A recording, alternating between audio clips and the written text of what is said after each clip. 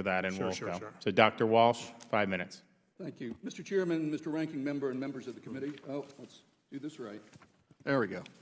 Mr. Chairman, Mr. Ranking Member, and members of the committee, it's an honor to appear again before your committee. In written testimony, I address a number of different issues, including the ones raised by my colleagues. But in oral testimony, I want to focus on the negative consequences of violating the agreement for U.S. national security and America's standing in the world. My summary judgment is the JCPOA successfully addressed the single most important American national security interest in the Gulf, namely preventing Iran from acquiring nuclear weapons. By violating the agreement and having no real strategy to replace it, the administration has increased the risk of nuclear proliferation in the Middle East, raised the probability of military conflict between the U.S. and Iran, undermined America's single most important national security alliance, and likely worsened the very problems the administration said it was trying to solve: Iran's regional activities, its ballistic program, missile program, etc.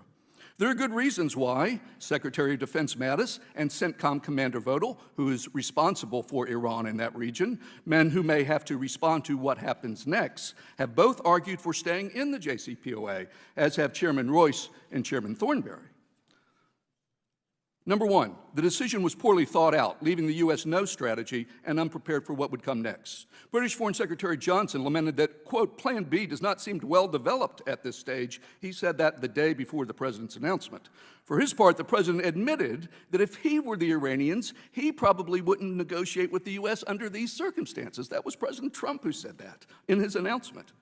The U.S. has gone from being part of the strongest multilateral nonproliferation agreement in nuclear history to no strategy, few friends, no timetable for achieving objectives, and Iran now free to advance its civilian nuclear program. Indeed, more than one observer has suggested that scuttling the JCPOA would, quote, mainly help Iran. Number two, it increases the risk of war and proliferation in the Middle East. By attacking the JCPOA, the administration has both improved Iran's capability to pursue nuclear weapons by removing restrictions and has created conditions that might very well lead to that outcome. The president's decision has allowed Iran out of its nuclear box, and now threatening Iran, making demands that no country would ever agree to, and loose talk that sounds like regime change, increases the pressure on Iran to consider its nuclear options, the very opposite of what is in U.S. national security interests. Now, if Iran begins taking steps, reintroducing centrifuges, reducing IAEA access, there will be an immediate public outcry. And many of those who advocated ditching the JCPOA will be the very same people demanding military action, despite the fact that it was their policies that got us here in the first place. Number three, undermines European alliances.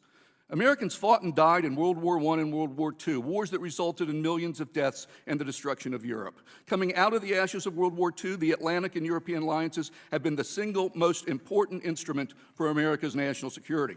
The administration not only ignored requests of our allies to stay in the JCPOA, it is now threatening to sanctions against European firms if they continue to abide by the agreement. Let me repeat that. The United States of America is threatening to punish our European allies if they refuse to violate the agreement. There was a time when America was the leader of the free world.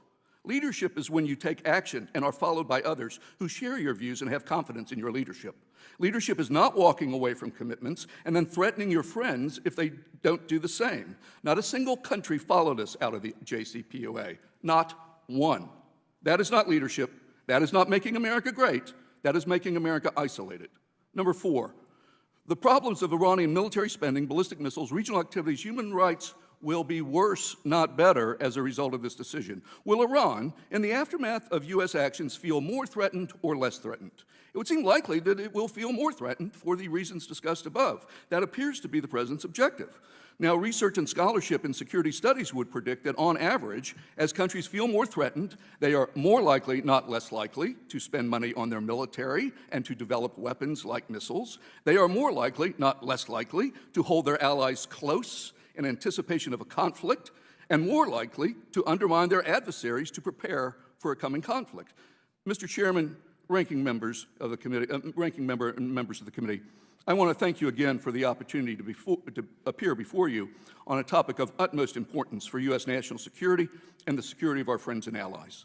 The JCPOA was a singular nonproliferation achievement that was years in the making. In one day, the president has undercut it, letting Iran out of its nuclear box and setting off a series of events that could bring war and nuclear proliferation to a region that needs neither.